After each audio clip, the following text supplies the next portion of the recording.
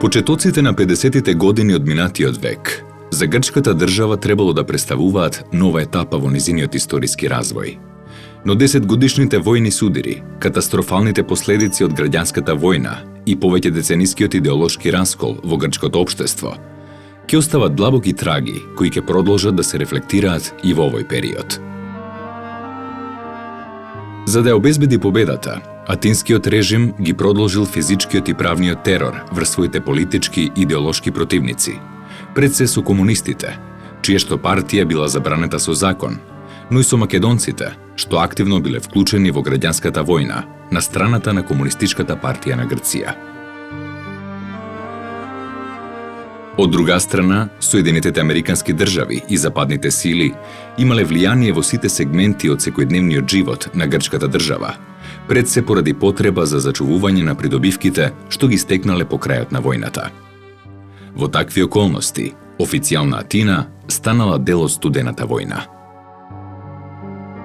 По завршувањето на граѓанската војна во Грција, на првиот попис кој што бил извршен, се констатирало дека околу 40 населени места, претежно во Егејска Македонија, веќе ги немало. Се работи најмногу за македонски села, во Леринско, Костурско, Воденско, кои што биле целосно избришани од географската карта на Грција.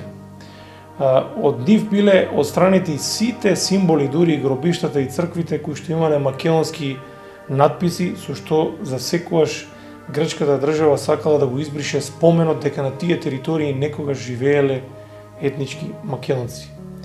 Состојбата потоа била навистина ужасна, особено во тие први повојни години. Не може со точност да се утврди колка била бројката на македонците кои што останале таму, но и покрај сите притисоци и покрај политиката на терор, сепак се смета дека, особено во тој северозападен дел на Егејска Македонија, Костурско, Леринско и Воденско, останале повторно околу 250.000 македонци. На тој простор останали и понатаму села кои што биле чисти етнички македонски села. Фактички со капитулацијата на демократска армија на Грција, значи дојде на власт монархофашизмот, оние што нас не сака. И грчката влада, тогаш ова влада сега на Папандреу, беше на власт. Односно пред тоа нова демократија, а граѓанската војна во Грција прогласија за бандитска војна. И Грција не ја признаваше граѓанската војна во Грција. Према тоа, ако е бандитска војна и сите тие што учествуваа во војната, па и децата бегалци беа бандити. Greece after the civil war is a totalitarian Greece ruled by the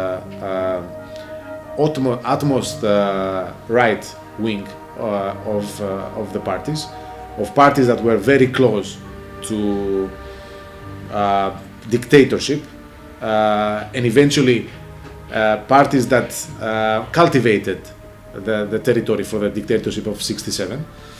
So the situation in Greece in the 50s, 60s and 70s were anything but something suitable for a democratic country. In words, there was a democratic country. We had elections and stuff, but we had also at the same time a state of terror.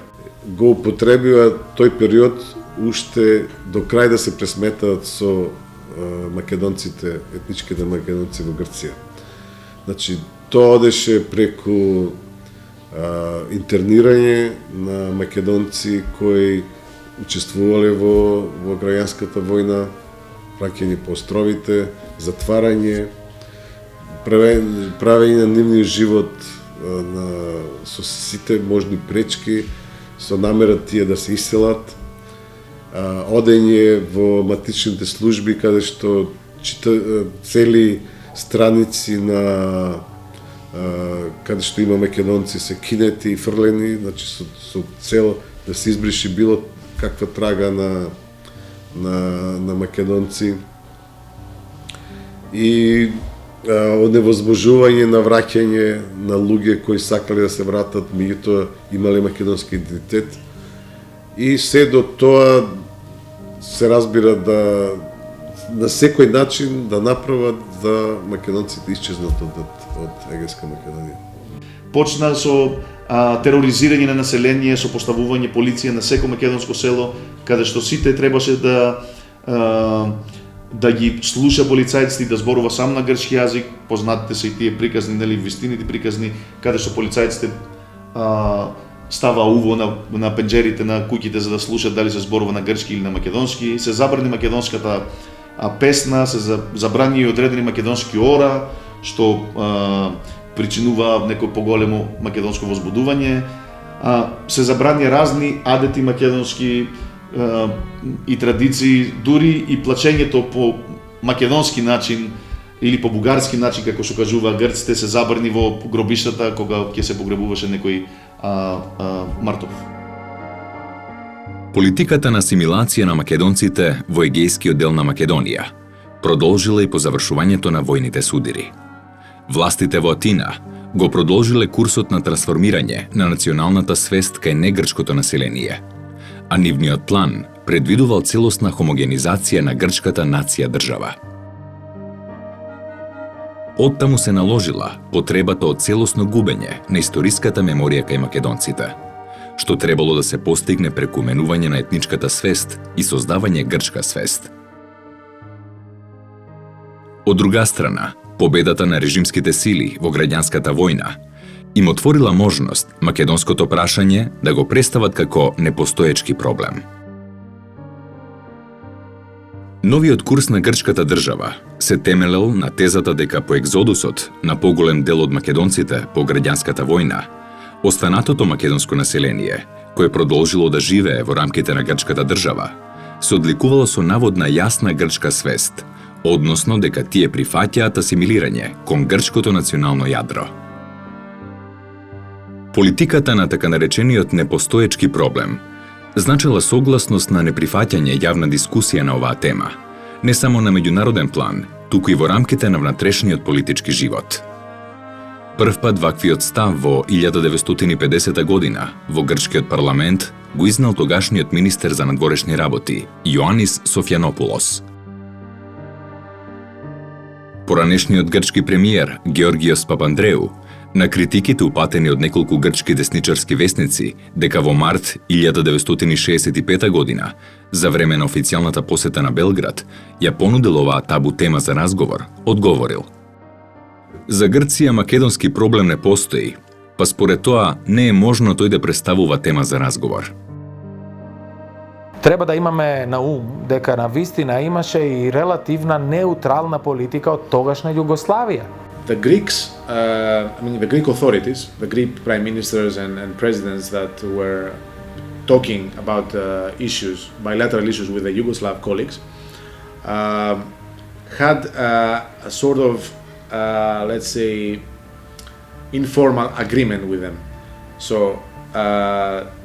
the Yugoslav leadership would not raise the issue of Macedonians returning to Greece or the Macedonians living in Greece as a minority, as a Yugoslav minority or as a Macedonian minority. And from the other hand, the Greek authorities would facilitate these people that were living close to the border areas to come and work in Greece, people from Greece to come and easier to Yugoslavia, to Socialist Republic of Macedonia that was part of Yugoslavia, to work. Но не можеме да кажеме дека било целосно затворено македонско прашање. Многу пати во документи е посведочено дека официјална Југославија барала и се залагала за македонското малцинство, барало признавање на македонското малцинство во Грција. Треба предвид дека во тој период македонските организации во Македонија се формираат голем број на организации на луѓе кои што се од Егејска Македонија. Раздруженија на егејците кои што на секој начин го манифестираат тоа. Им е дозволено на некој начин. Им е дозволено. Сето меѓутоа треба да имате во предвид дека 53 година е исклучен договор Балкански пакт меѓу Грција, Југославија и Бугарија и Турција. Θα σου πω ένα περιστατικό. Ο Ανδρέας Παπανδρέου είχε πάει κάποτε στο Βελιγράδι, την περίοδο που λέτε. Ήταν υπουργός εξωτερικών η Μίρκα Πλάνιτς, αν τη θυμάστε, του Τίτο, υπουργός εξωτερικών. Και κάτι του είπε για αυτό το πράγμα, ότι η ελληνική Μακεδονία είναι δικιά μας. Ο Ανδρέας Παπανδρέου απείλησε, σηκώθηκε όρθιος και απείλησε να φύγει από την επίσκεψη.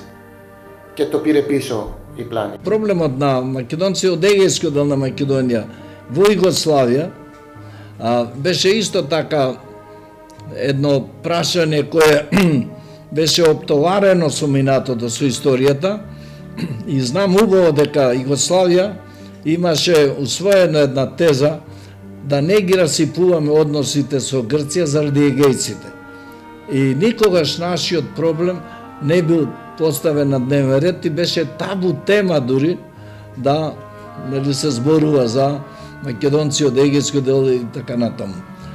Југословенската надворешна политика во намера да ги одржува добрите соседски односи со Грција постојано ги потиснуваше таквите иницијативи, иако има документи дека такви иницијативи постоја од страна на македонската влада.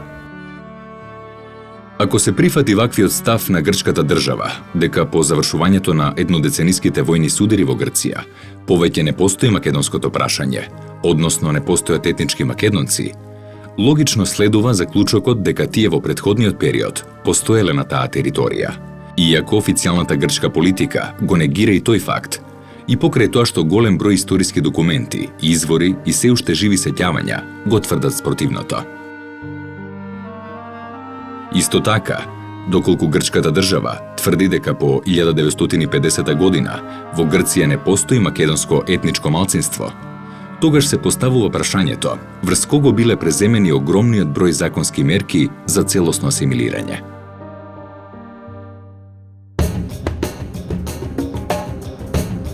Во август 1953 година, грчкиот парламент го донел законот 2536-53, со кој се предвидувало на 60 километри од границата кон внатрешноста да се иселат нелојалните граѓани и на нивно место да се населат здрави елементи со потврдена грчка национална свест. За иселените македонци били изградени специјални населби, со цел да бидат под целосна контрола на власта. Со одредбите од истиот закон биле конфискувани недвижните имоти на македонците и им биле доделени на грци лојални кон режимот. Истовремено, националните фактори во Грција дошле до заклучок дека најдобар начин за исчезнување на компактното македонско малцинство во Западна Македонија била јазичната асимилација.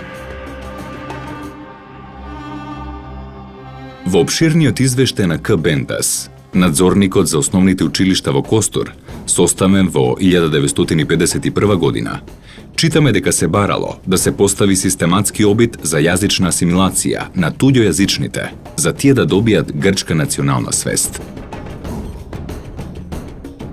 Истата година, Министерството за Северна Грција испратило упатство до Националниот сојуз на резервни офицери во Костур, во кој министерот Стариополус им советувал на резервните офицери, преку просвета и соодветен однос, да се постигне засилување на грчките национални чувства кај македонците, што по војната останале да живеат во Западна Македонија. Во упатството била потенцирана потребата македонците да станат не само грци по свест, туку и јазично, отфрлувајќи го туѓојазичниот идиом што го зборуваат меѓусебно во своите домови. Особено внимание привлекуваат така наречените посебни програми од периодот 1958-1963 година, донесени од страна на владата на Константинос Караманлис, чијашто цел била постепена асимилација на туѓојазичното малцинство во Западна Македонија. Иницијативата за овие програми произлегла од водачот на Генералниот штаб за национална одбрана, генералот Фрондистис, кој до премиерот Караманлис испратил меморандум во кој биле посочени внатрешните и надворешните закани за грчката држава. Во тој меморандум особено внимание било посветено на опасноста во пограничните реони, каде што имало компактно туѓојазично малцинство, со што тогашните официјални грчки служби де факто признале постоење на македонско национално малцинство. Во пакетот контрамерки било предвидено да се вклучат и Институтот за македонски студии и Балканолошкиот институт, чија што активност требало да биде насочена кон интелектуално спротивставување на македонската пропаганда. Со посебните мерки се планирало со секакви средства, образовни, полициски, војни и други, да биде остварена асимилација и погрчување на македонците. На крајот меморандумот била потенцирана потребата од неотповикливо одбивање за репатриација на македонското население што по војната е напуштило Грција. Карактеристично е од 1953 година до 1963 за време на владењето на Караманлис. Во тој период неколку пати формира и растура влада Караманлис, се така наречените посебни програми. Односно, најзначајните национални институции во тој период од грчката држава се ангажират за изнаоѓање на најсоодветни решенија за решавање на македонско прашање. Тие во историјата денес се познати како посебни програми. Односно се донесуваат голем број на меморандуми, извештаи и решенија кои се доставни денес за историчарите, кои го покажуваат мерките кои требале да бидат преземани за конечно решавање, односно асимилација на македонците во Грција. Голем број на интелектуалци кои во тоа време имале своје влијание во грчката политика пишуваат меморандуми, тоа доста големи меморандуми кои даваат своји мислења за решавање на македонското прашање во Грција, односно за решавање на македонскиот проблем. Па така од иселувањето на македонците во јужните делови на Грција до протерување целосно на македонците. Пред се највеќе нив најголем проблем им представува јазикот, затоа се изнаоѓале најразлични начини како да се сузбие од формирање на детски градинки во македонските села, односно извлекување на децата од семејството уште од рана возраст и праќање во Грчки пред се тоа во земјоделските фамилии. Значи, најчестата пропаганда била: вие сте земјоделска фамилија, треба да работите на ниве, ние од мали ќе ви гледаме децата, и се отварале најчесто во земјоделските села градинки, а целта била губење на јазикот уште од мала возраст, односно градење таа грчка национална свет. До 50-тите години, 60-тите години имаше таквите пусти островчиња како што беше во поранешната Југославија Голи оток. Ако некој беше против Тито, требаше да оде во Голи оток.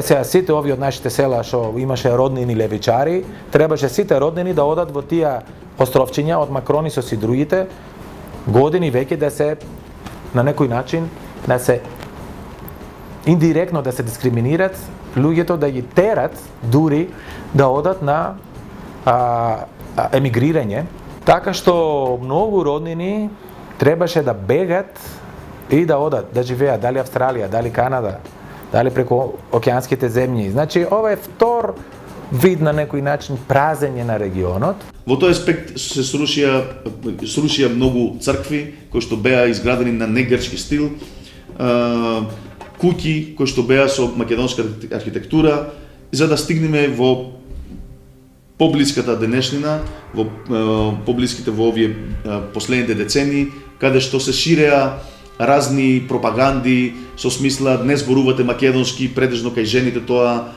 фати место, бидејќи ако зборувате македонски ќе се сметате за селанки, не може да најдете маж, не го учите детето да зборува македонски, бидејќи ќе биде лош ученик во училиштето, не ќе може да научи да унапредува. Не се занимавате многу со македонските работи, со ора, со традиции, бидејќи не ќе можете да најдете работа, и разни некои такви лажни закани, но кои што за жал влијае во македонското население. Особено место во овој период заземаат заклетвите за неупотреба на македонскиот јазик во секојдневната комуникација меѓу македонците во Грција. Во 1959 година македонците биле принудувани масовно да се заколнуваат дека од тој момент нема да зборуваат македонски и дека ќе го потребуваат само грчкиот јазик. Во јули први се заколнале македонците од селото Тремено, Кајларско. На 2 август истото го сториле и жителите на селото Лудово, Костурско. А последно заколнато село, како што гласел терминот употребуван меѓу местното население, било селото Крапешница, Леринско. Вакво нешто во 20 век, особено во Европа, уште не е сретнато, каде што имаме официјално заколнување на едно население, давање на заклетва дека нема да го говори својот мајчин јазик.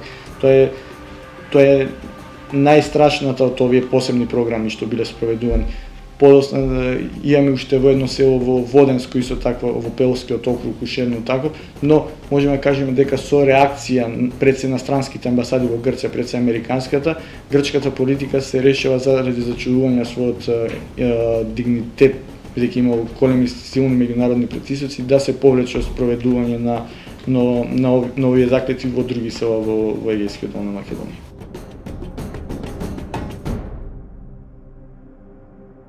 Во овој контекст вреди да се спомене уште една јавна акција за асимилација на македонците. Станува збор за програмата наречена Запознајте ја Грција, организирана во периодот од 1963 до 1981 година од страна на тогашниот Кралски национален институт, а спроведувана преку екскурзии наменети за македонските младинци и нивните мајки. Според официјалните документи, програмата имала 3 цели: одмор, запознавање на земјата и зајакнување на националните чувства на сите учесници во екскурзијата. Во оваа програма биле опфатени околу 20.000 македонци од Егејска Македонија, а сите трошоци биле покриени од државната каса.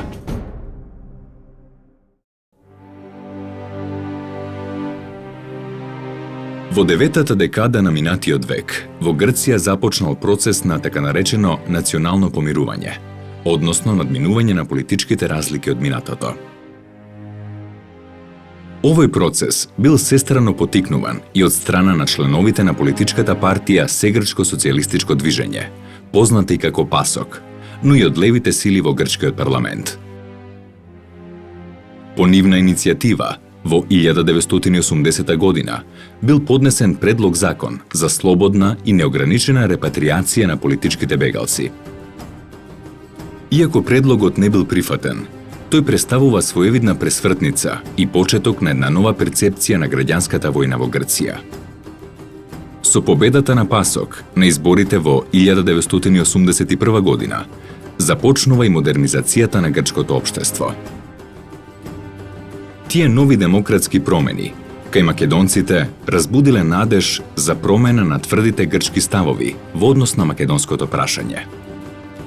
За жал, надежта брзо згаснала. Според законот за репатриација на политичките бегалци од граѓанската војна во Грција, донесен на 29 декември, право на враќање во Грција добиле само оние што ќе се изјаснат како грци по род. Вкупниот број на политичките бегалци од Грција во Советскиот сојуз и во другите источноевропски земји изнесувал околу 55.000. Фактот што 90% од нив биле македонци дава јасна слика за тоа каква била вистинската заднина на донесувањето на така наречениот историски закон за национално помирување. Враќањето во Грција важело само за грците. Враќањето на македонците било невозможно, а дури и визите за ограничен престој биле условувани со промена на македонските топоними, личните имиња и задолжителното изјаснување како грк во графата националност. Повеќето луѓе тука во Република Македонија мислат дека ако ПАСОК се наоѓа во власт, работите ќе бидат многу подобри за македонците и општо за македонското прашање. Тоа е голема грешка, бидејќи националната политика на Грција, без разлика која партија ќе дојде на власт, е иста. Додека беше на власт ПАСОК, беше донесен законот од 82-а Скуларикис Γεννηματάς да не може да се вратат македонските политичките бегалци. Εμείς φοβόμαστε δηλαδή ότι τα παιδιά των ανθρώπων αυτών θα γυρίσουν εδώ και θα αρχίσουν μια προπαγάνδα κατά της ακεραιότητας της Ελληνικής Μακεδονίας. Единствено што Грција кажуваше беше дека сите тие што заминаа биле луѓе со не грчка свест и дека ако им се дозволи и ден денес што оправдување го кажуваат, ако им се дозволи да се вратат, ќе се создаде една малцинство од непостоечки идентитет кој што ќе ја наруши безбедноста на Грција. И така во суштина со тој закон грчката држава призна дека постојат и други луѓе не грци по род кои што живеа и живеат во Грција и така не е толку хомогена грчката држава кај што живеат само грци, гркофони, христијани православни. Се викам Ристо Милјановски и сум роден во село Статица, Коштурско, и со голема задоволство јас дојдовме со мојата фамилија да си го видиме селово, и тоа ни беше најголемата желба да дојдеме од Канада и да одиме, и оние не вратија од граница. Многу ми е жал. Многу ми е жал.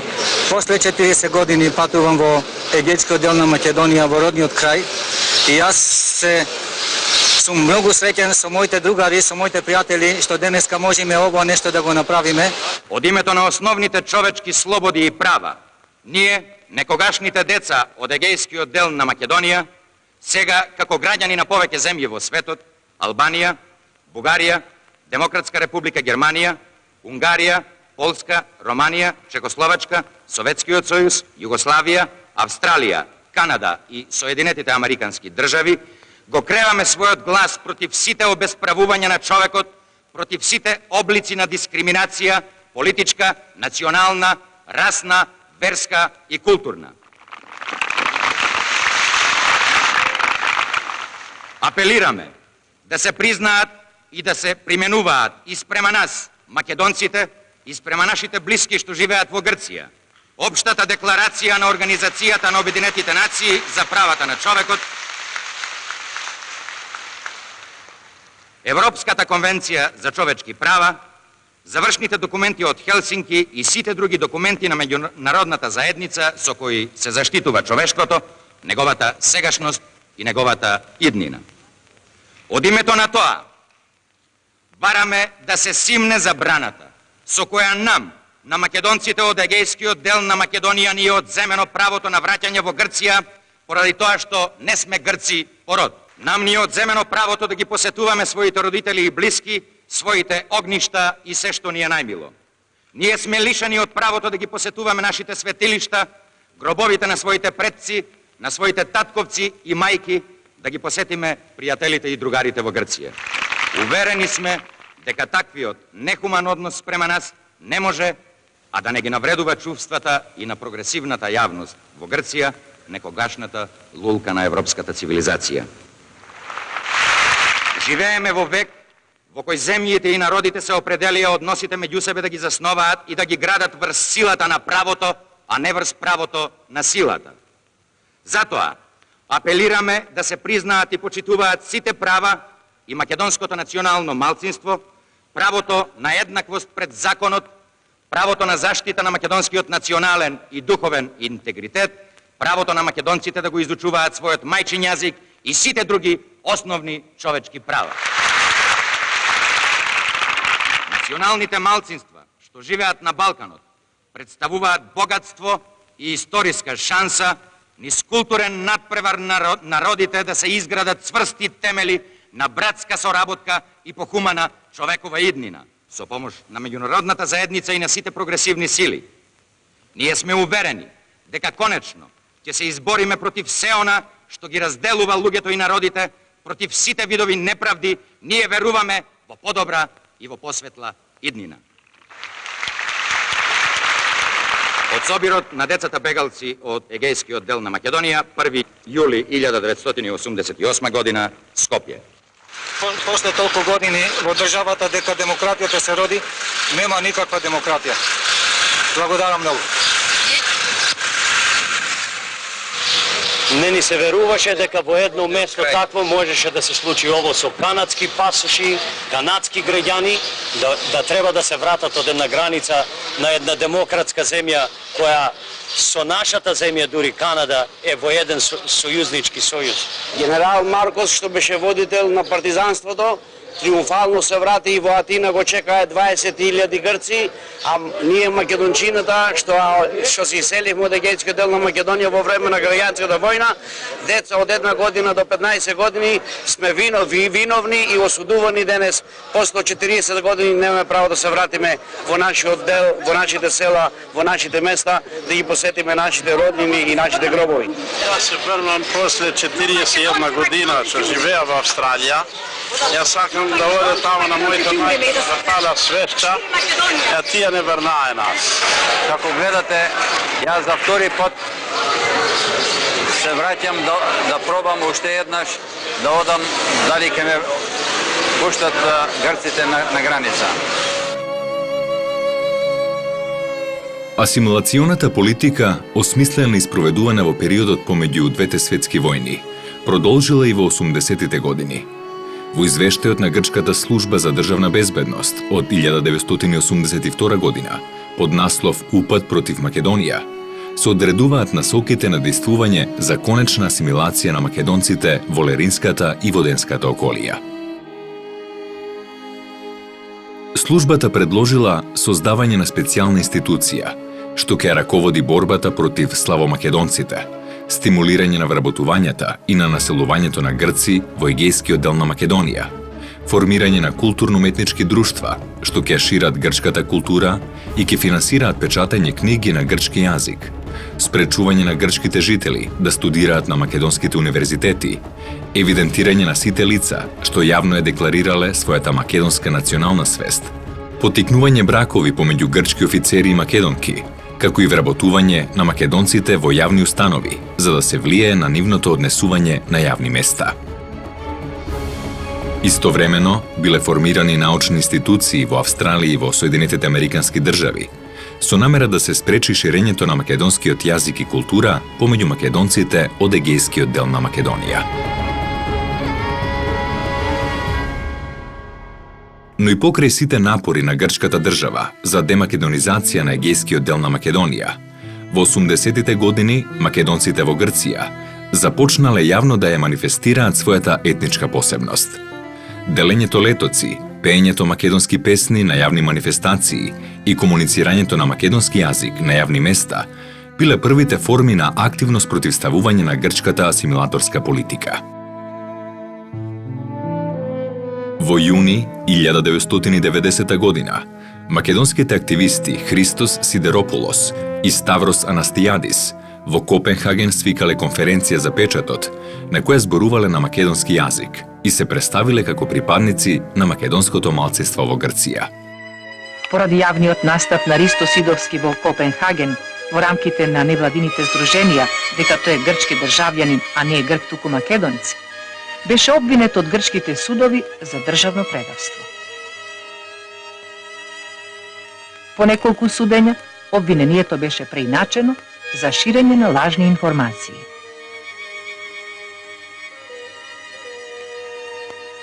Ристо Сидовски поради својата национална припадност, што призна во Копенхаген, е отпуштен од работа. Врз него е вршен невиден притисок да се откаже од своето потекло и е суден преку 25 пати. Бил создаден и тајниот комитет за човекови права, во чии начела можело да се сретнат барањата за слободна употреба на говорниот и пишаниот македонски јазик, за воведување на македонскиот јазик во основното и во средното образование, за развиток на македонската традиција и култура, за враќање на македонските имиња на населените места и други географски поими, за враќање на личните имиња на македонците во официјалните документи, враќање на македонските бегалци од егејскиот дел на Македонија, но и за укинување на антимакедонските закони и за слободно изучување и зборување за македонската историја.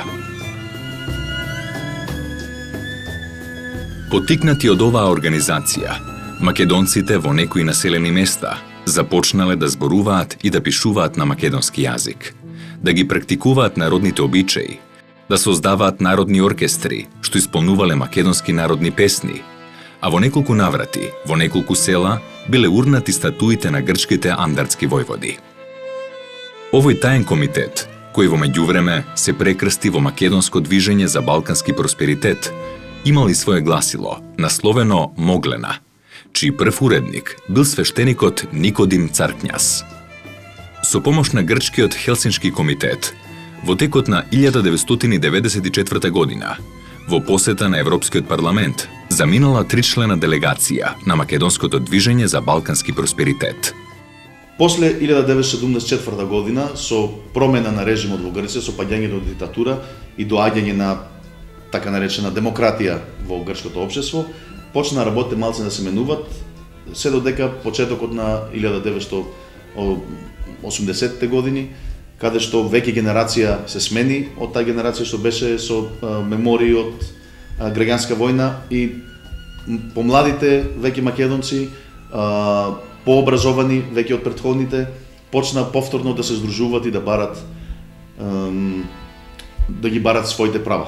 Во 1989 година како новинар буквално инкогнито се представував како студент по историја. Влегов во Егејска Македонија. Некои од средбите ги од интервјуата со тогаш се уште анонимните активисти на македонското движење ги врше во колиба на нива среде ноќ под гази на лампа. Толку беше стравот влејан меѓу нив да за да никој не ги види, никој не ги осети дека тие прават нешто прават некаква непријателска дејност. Околу ово релативно и паралелно разбутување со надеж дека ќе може да се добие нешто, се формират првите движења. Тоа се вика таен комитет. Македонски комитет, таен. Така што почнуваат, условно речено, формирање на илегална организација, пишување на некои си памфлети. Во средбите со селаните, со граѓаните по селските кафеанчиња, тоа беше исто така една неверојатна атмосфера во смисла на нивно олеснување на душата да му кажат некому од другата страна на границата, односно на некој македонец, особено новинар, нели, да си олесна душата и да ги кажат маките на македонски јазик пред македонски новинар. Се до оној момент додека не се појавеше на вратата во кафеаната некој полицаец или некој цивилно лице кој што они нели го препознаваат како режимско или како шпионски елемент во селото. Веднаш во истата секунда целата кафеана, сите мои соговорници, сите што собрани на масата, веднаш се префрлува да зборуваат на грчки јазик. Почнуваат дури на ниво на музика, разбудени македонци за прв пат од свадба 2-3 пати, во зависност дали се храбри ова фамилија што ќе направи таков начин на свадба со македонска песна, веќе во 2-3 села, Овчарани, Забрдани, Карпешина, во Леринска околија, тие познатите националните, односно селските слави, полека почнува да се формира, значи, алтернативно движење, а 88-9 година веќе решат да пробат да регистрират културно друштво со име и презиме, Дом за македонската култура. Тоа се случи од 1983-1984 година со формирање на Макиве, тоа значи Македонско движење за балкански просперитет, ако го преведеме по македонски, каде што македонци од разни места каде што живеат македонци во Грција се здружија и одлучија да се борат за да ги остварат нивните права. Таа организација, тоа движење постоеше се до 1994 година, кога одлучија веќе членовите на Макиве дека како обична организација не можат многу да успеат да ги остварат правата и дека ако формират партија, тоа ќе биде уште подобро, бидејќи по-сериозно ќе ги сваќат нивните барања во Грција и во меѓународните организации во Европа и пошироко во светот. И така во 1994 година се формираше партијата Виножито. Кога ние бараме 1994 година беше одбиено од грчките судови. Имаше интервенција од Европскиот парламент, се викаше тогаш Европска парламентарна група со името Rainbow, Виножито, 16 пратеници, како што рековме, и корсиканци, каталунци и други интервенирале тогаш до грчката војска, во грчката влада и така успеавме да се регистрираме. И до ден денес постои партијата и се бори за остварување на правата на македонците во Грција. Денес Виножито представува политичка партија, раководена од Централен совет и политички секретаријат. Заради спречување на можноста грчката држава да врши притисок врз еден член на организацијата, партијата има колективно председателство. И покрај силниот притисок на државата, неверојатните провокации и јавни малтретирања, како и честите забрани за политичко дејствување од страна на Врховниот суд на Грција, Виножито учествуваше на изборите за Европскиот парламент во 1994 година во Грција и освои 7236 гласа. На 6 септември 1995 година, пред своето седиште во Лерин, членовите на Виножито поставија табла на која беше запишано името на организацијата на македонски и на грчки јазик. Во организацијата на Виножито постојано се одржуваат манифестации на кои се пеат македонски песни и се негува македонската традиција. Во духот на соработката со европските малцински партии, на 8 и 9 април 1999 година, Виножито беше примено во Демократската партија на европските народи Слободна алијанса. По тој чекор, во 2000 година, партијата доби ново име – Европска Слободна алијанса Виножито. Во 2004 година, Европска Слободна алијанса Виножито стана еден од основачите на Европската партија Европска Слободна алијанса. Организацијата Виножито во сите години на своето обстојување има посебен орган во кој ги изнесува ставовите на своите членови.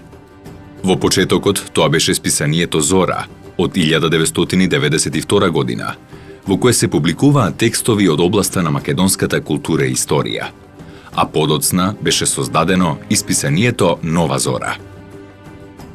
Некои од членовите на Виножито објавуваат индивидуални списанија, како на пример списанието Лоза на Никос Сакалариос од Солун. Со формирањето на Виножито една задачите, главни задачи беа да се зачува македонската култура во Грција, да се научи македонската историја и македонскиот јазик, да се помогнат македонците политички бегалци да се вратат назад во нивните огништа, да се признае македонското малцинство во Грција и така да се паралелно со грчкиот да се учи македонскиот во териториите кај што живеат македонци и низа други таков вид барања од наша страна кон грчката држава. Има и во Грција демократи што ние настојуваме да ги развиваме односите и да развиваме една друга идеологија и пробаме на некој начин да ги убедиме дека предуслов за добрите односи во иднината е реформа пред се во грчката идеологија. Ако не направат таков тип внатрешна реформа, да почнуваат да зборуваат, значи да ги информират за ова македонштиња, како што рековме порано, што се појави во овој балканскиот регион, многу тешко ќе оде во иднината на вистина искрени и добронамерни односи. Ние се бориме за правата на македонците во Грција, за една подемократска Грција. Во суштина ние работиме повеќе за подобра Грција отколку самите грци. Во егејскиот дел на Македонија започна да заживува и црковниот живот на македонците. Под раководство на архимандритот Никодим Царкњас во селото Сботско во Мегленско, од 2001 година се врши богослужба на македонски јазик. Таму е осветена и црквата Света Злата Мегленска.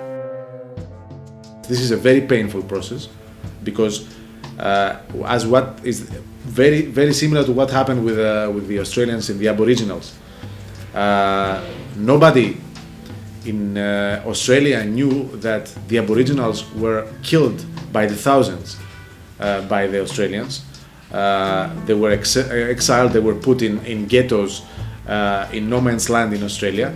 Only now they started to realize, but they started to realize and they at least slowly started to apologize, even officially a few years ago. We had the former Prime Minister apologizing to them.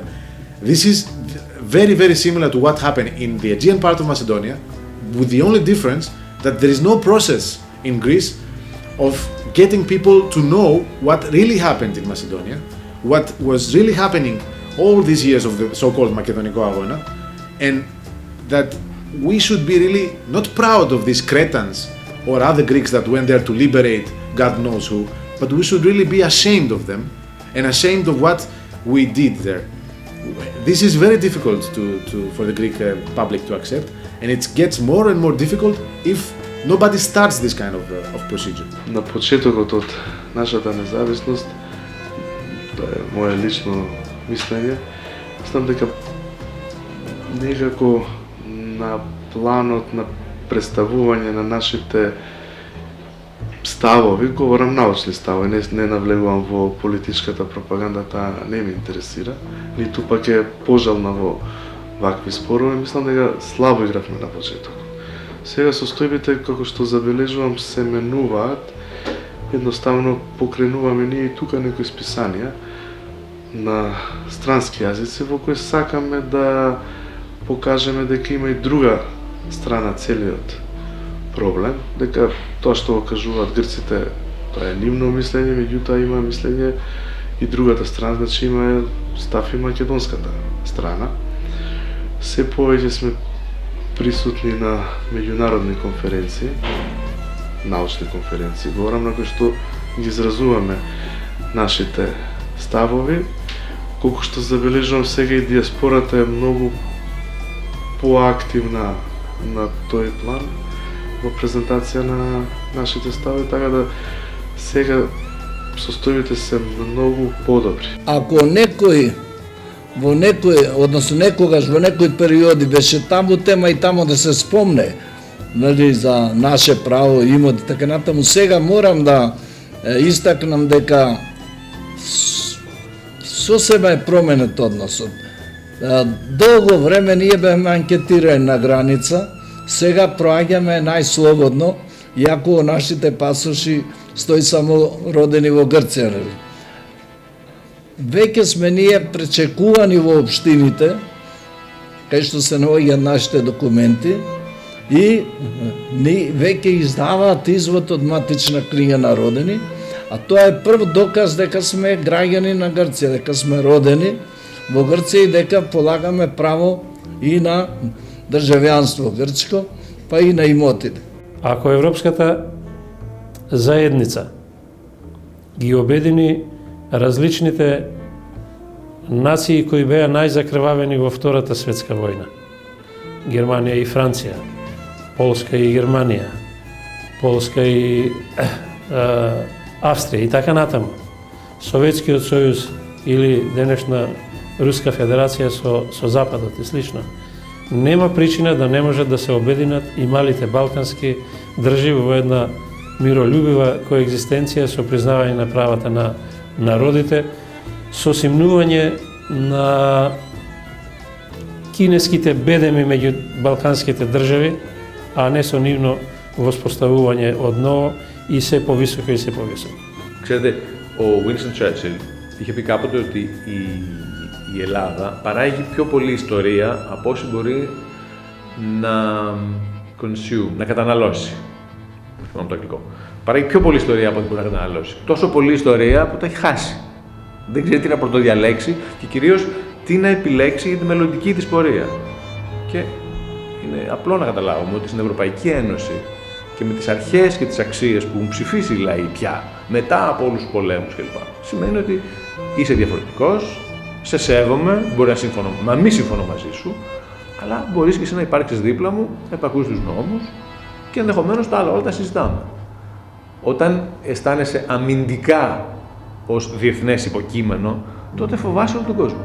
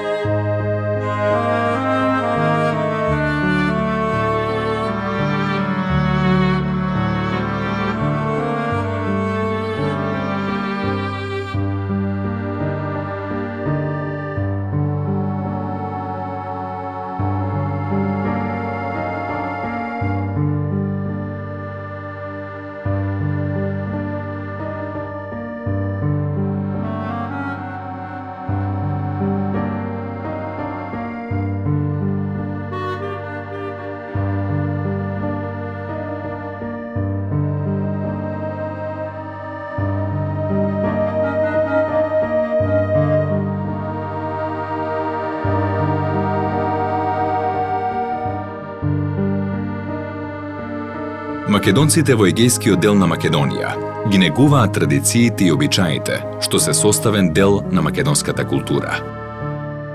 Во некои населени места, како на пример градот Воден, Кајлари и особено селото Овчарани, се организираат фестивали со тенденција за афирмација на посебноста на македонците во Грција и на заложбите за признавање на нивните основни човекови права.